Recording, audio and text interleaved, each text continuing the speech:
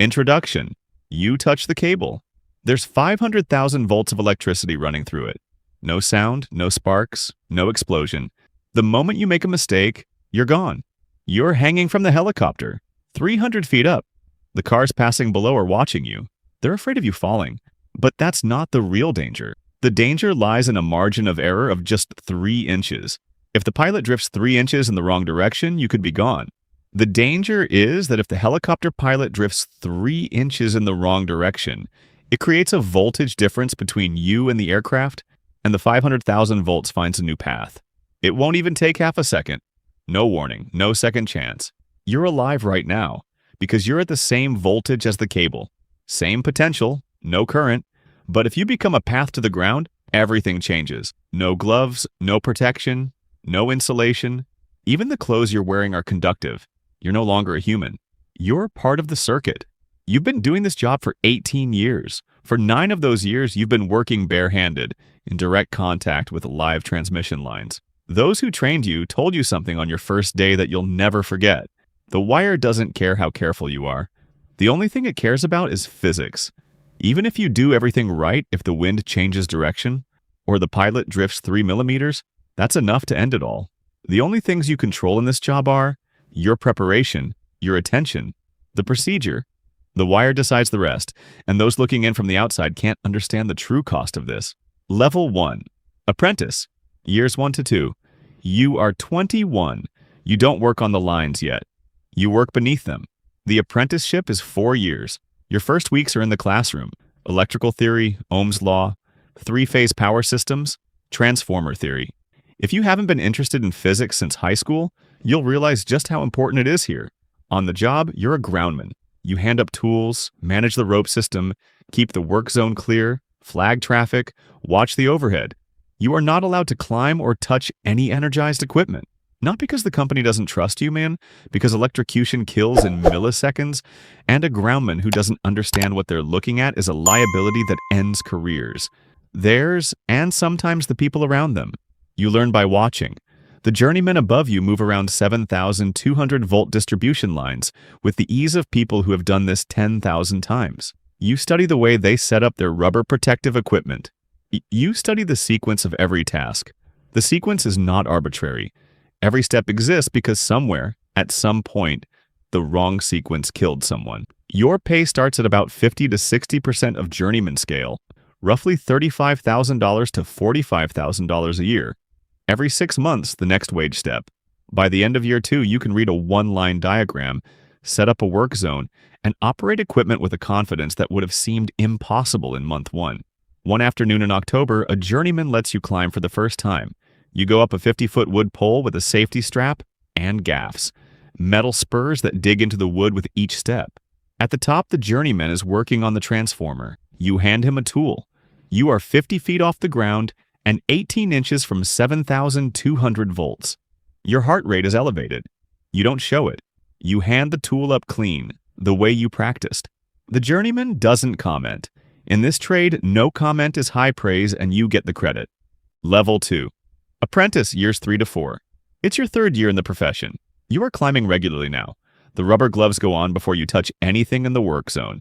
Not when you get near the wire, but before you touch anything. Every veteran lineman drills this until it is reflex. A lineman who takes their gloves off for just a second to handle something easier is bringing about its own downfall. The wire doesn't distinguish between your intentions and your mistakes. You are working distribution lines now, 7,200 to 25,000 volts, through neighborhoods, along rural roads. The lines stay energized while you work them because cutting power to customers is expensive and disruptive, and a journeyman with a proper setup can work them safely. You set up your blankets, your hoses, your rubber cover-up on every conductor within reach. You work inside the protective envelope you've created. If it holds, you're fine. If it fails, the margin collapses instantly. You've also learned what this work does to your body. Climbing poles in the rain, splicing cable in January with wind chill at -15.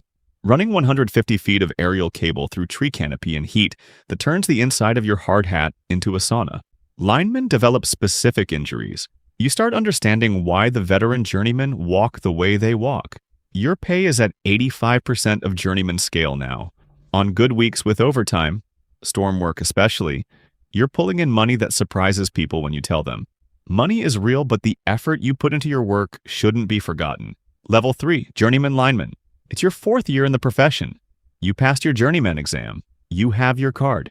The Journeyman card means something specific in this trade. It means you are qualified to work energized lines without direct supervision. It means the union and the state trust you to make decisions that affect your crew members, the people in the houses below, anyone who could be touched by a wrong call. The card takes 4 years to earn. It can be revoked in a moment. Your pay jumps to full journeyman scale. The IBEW rate in most major markets runs $40 to $55 an hour. Fringe benefits add another $25 to $35 on top. Steady hours puts you at $85,000 to $100,000 a year. Storm work changes that calculation. When hurricanes come through or ice storms take down entire distribution systems, linemen travel and work 16-hour days at time and a half. A 3-month storm assignment can add $40,000 to $50,000 to your annual income. Storm work is its own education. You work with crews from other utilities, different equipment, different procedures. The system is vast and interdependent, built over 100 years, and most of it is aging, and all of it has to keep running. Linemen are clannish in the way of people who share a specific risk that outsiders don't. When a lineman dies on the job, about 42 per year across the country, the flags go up at every base in the region. The name circulates. You don't know every lineman in the country, but you know the ones in your region. And when one of them doesn't come home, you feel it in a specific way that you can't explain to your family at dinner. You learn to describe what you do in terms that don't cause alarm. I work on power lines covers it. You don't mention the voltage. You don't mention that the lines are live. You definitely don't mention the bare hand work you've started training toward. Level 4, Journeyman. Transmission, specialist work. A few years ago, you made a decision. Distribution wasn't enough. You went after transmission. Distribution is the 7,200 to 25,000 volt network that feeds neighborhoods. Transmission is the backbone.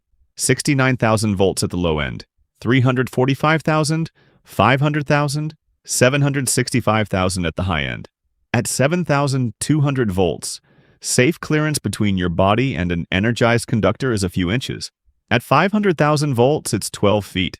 The arc flash boundary extends further still. Everything about the scale is different. Your pay is higher now.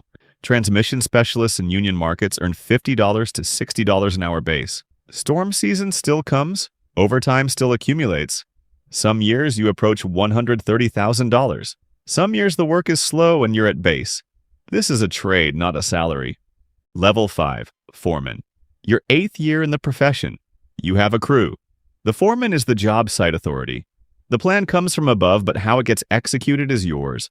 You look at the work scope, the crew, the conditions, and determine the sequence. Which conductor gets covered first? Which junction gets isolated before the other?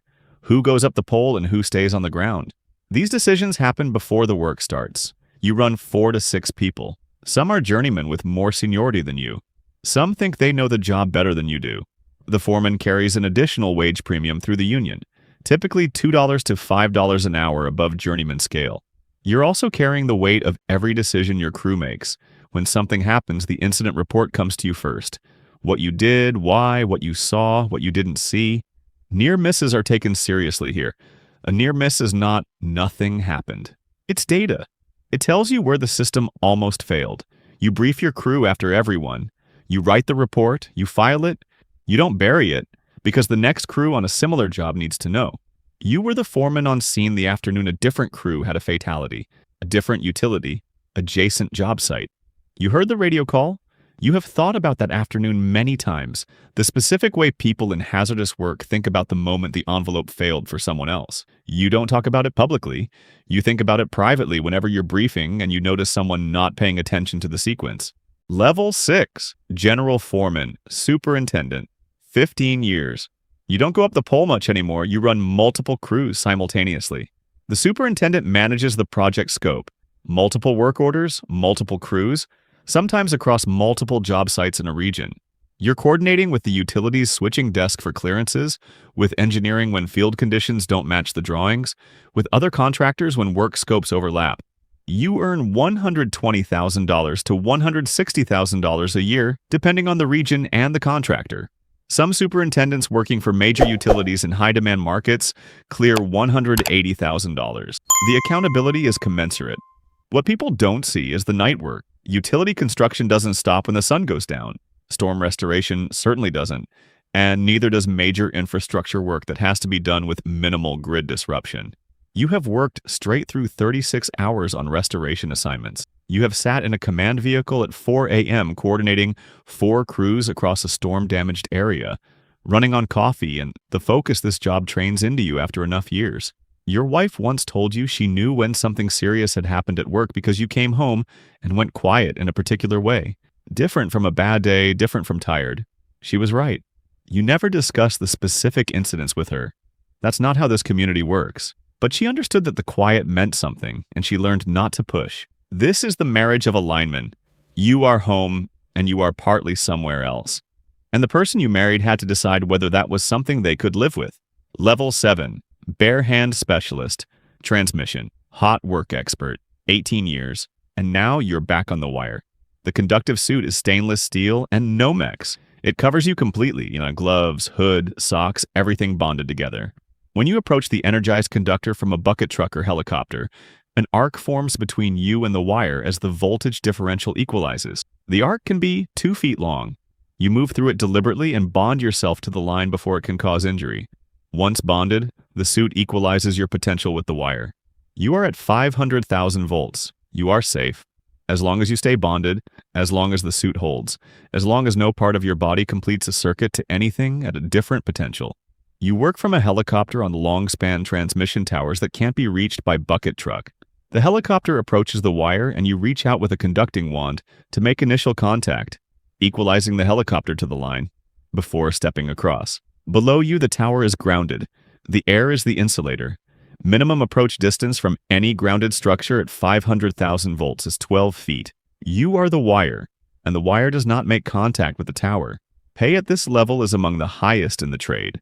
Barehand certified transmission specialists in union markets earn $60 to $70 an hour base with hazard supplements for hot work. Over a full year with storm work and overtime, $160,000 to $200,000 is achievable. There are perhaps a few hundred people in the country who do this work at this voltage level. The electricity that ran through your house tonight passed through wires that someone like you maintained, while the wire was live, at a voltage that would reduce a human body to vapor in a fraction of a second. You don't think about this while you're doing the work. You think about the procedure. Step 1, Step 2, Step 3. The procedure was written by people who had already seen what happens when it isn't followed. Your job is to follow it every time without exception, at heights that make other people dizzy, with voltages most people will never encounter, in weather that doesn't care about your schedule. When you come down, you check your equipment, you debrief with your crew, you file the work order, you get in your truck, you drive home, you eat dinner with your family. Your kids ask how your day was. Fine, you say. The wire doesn't need to come home with you. Conclusion. Somewhere right now, a 21-year-old is starting their first week as a lineman apprentice, standing on the ground, handing tools up to a journeyman they've known for 6 days. The line above them carries 7,200 volts. They've been told the number. They haven't yet learned what it means to be inside the work zone with it. They don't know yet about the winters, the storm assignments, or the friend who didn't come home. They don't know about the conductive suit or the helicopter or the 2-foot arc at 500,000 volts that you have to move through deliberately. They just know they're going to work on the lines that power everything. That's enough to start. The wire hums. The work continues. If you'd like to learn more about dangerous and challenging professions like this, don't forget to like the video and subscribe to the channel. See you in the next video.